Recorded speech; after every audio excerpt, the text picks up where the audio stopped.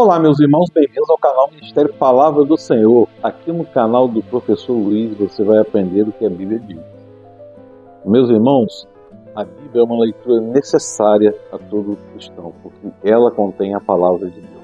E aqui a gente vai ler, está lendo junto com vocês e tirando as dúvidas. Tá? Hoje nós vamos falar do profeta Zacarias. O profeta Zacarias, o ministério profético dele, ele foi exercido no período pós-exílico, na época da restauração judaica, né, após o cativeiro babilônico, né? E Zacarias, ele não era apenas profeta, ele era sacerdote também, nasceu na Babilônia, pra vocês terem ideia. E estava entre os que voltaram a Judá em 538, sob a liderança de Zorobabel e de Josué.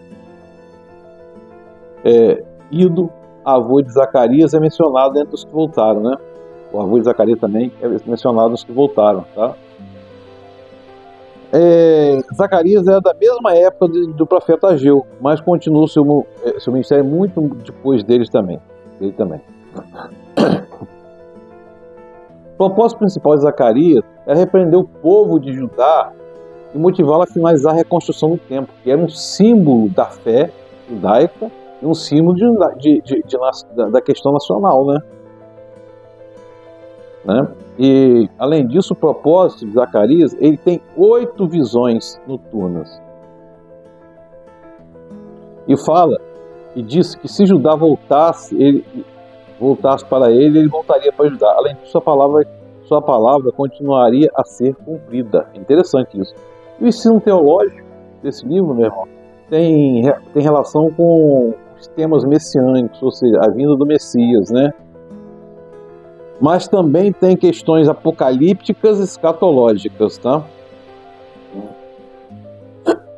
E o livro ensina, como todos os profetas, a soberania de Deus na história, com todos os povos, nações, no passado, no presente e no futuro, né?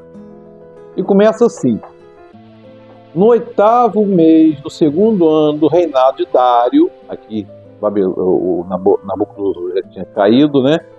Aqui o Império Medo-Persa está dominando. Dário, a palavra do Senhor veio ao profeta Zacarias, filho de Berequias, neto de Ido, como citado anteriormente.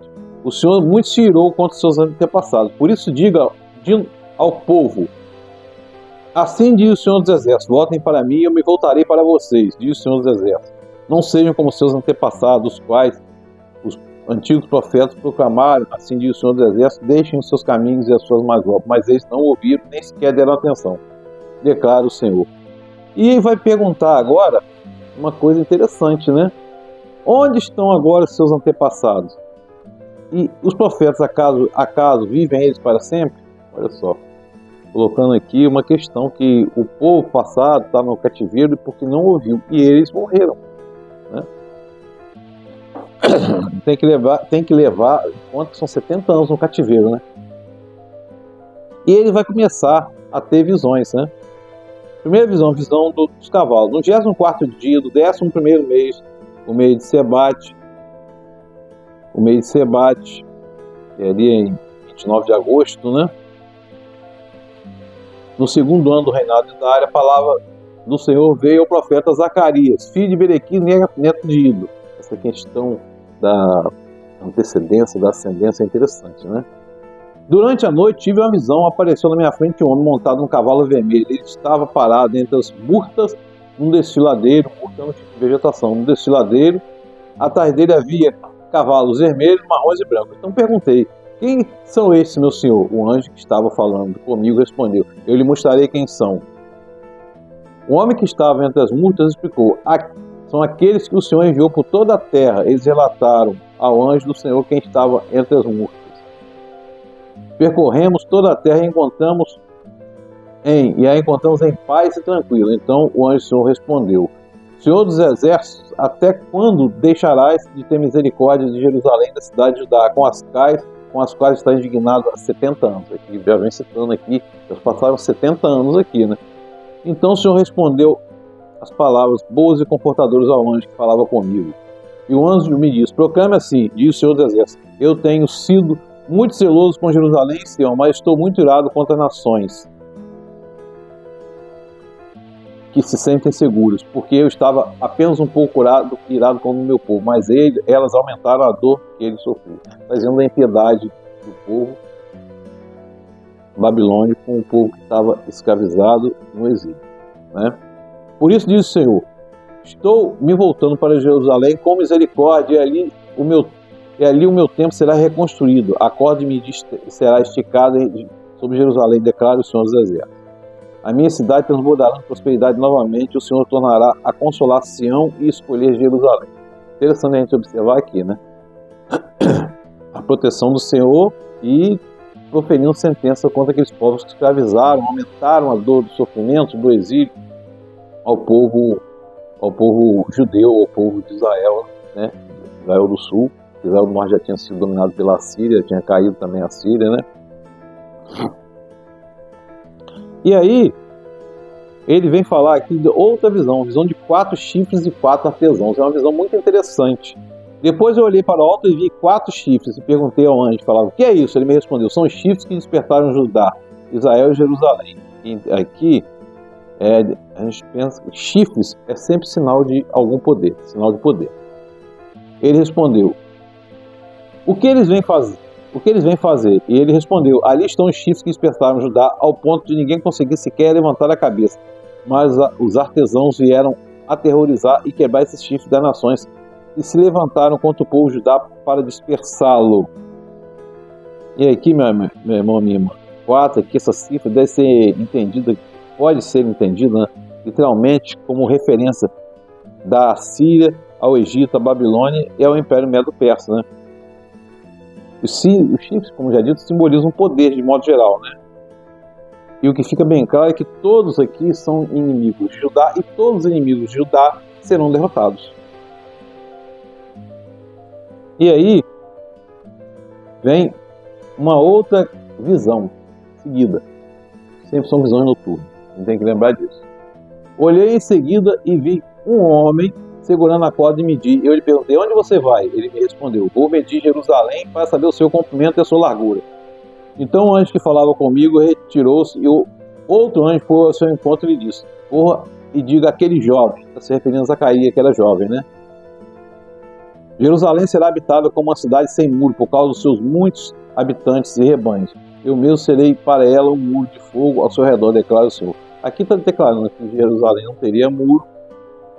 Por quê? Por causa do crescimento populacional, da densidade demográfica que aumentou, e a gente tem que levar em conta que na saída do cativeiro babilônico, Jerusalém, muitos que não eram judeus foram também, tá? E o Senhor declara a segurança dele aqui, que ele será a proteção. Não é o muro que é a proteção, é o Senhor que é a proteção, né?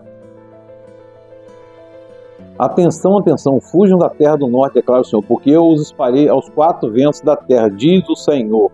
É interessante a gente observar isso, falando da Babilônia, que invadiu Judá pelo norte, né? E aos 4 ventos significa em todas as direções, né? Atenção a Sião, vocês que vivem na cidade da Babilônia, porque assim diz o Senhor: ele me enviou para buscar a sua glória entre as nações que saquearam vocês, porque todo o que tocar em vocês toca na menina dos olhos dele. Você vê aqui o Senhor declarando o seu amor por Judá, por Jerusalém, por Israel. Cante e alegre sua cidade de Sião, porque venho fazer de você a minha habitação, declara o Senhor. Ou seja, a habitação do Senhor estará no meio deles lá, e eles são a nação escolhida, né? E no capítulo 3, vem falando sobre vestes limpas para o sacerdote, né? O sumo sacerdote. Depois disso, ele mostrou o sumo sacerdote Josué diante do anjo do Senhor e Satanás à sua direita para acusá-lo. Josué é um nome muito conhecido na época, né? Solicitado em Esdras, por exemplo, como Jesua, né? E Neemias também. O anjo disse de Satanás: o Senhor o repreenda, Satanás, o Senhor que escolheu Jerusalém o repreenda. Este homem não parece um ticão tirado de fogo. Ora, Josué, vestido de roupa impura, estava em pé diante do anjo. E o anjo disse aos que estavam diante dele: tirem as roupas impuras dele. Depois disse a Josué: veja, eu tirei de você o seu pecado. E aqui, meu irmão, a gente está vendo aqui, o pecado está vendo aqui um tipo de purificação. né? Porque o Satanás ali está lá para acusar. E aqui o anjo está purificando o sacerdote. Depois disso, José, veja, eu tirei de você o seu pecado e coloquei vestes nobres sobre você. Vestes nobres quer dizer, colocou a palavra do Senhor, vestiu de santificação, né? Disse isso também, coloque um turbante limpo em sua cabeça. Você vê que limpeza é sinal de ausência de pecado, né? De purificação, de restauração, assim como o fogo aparece lá, né?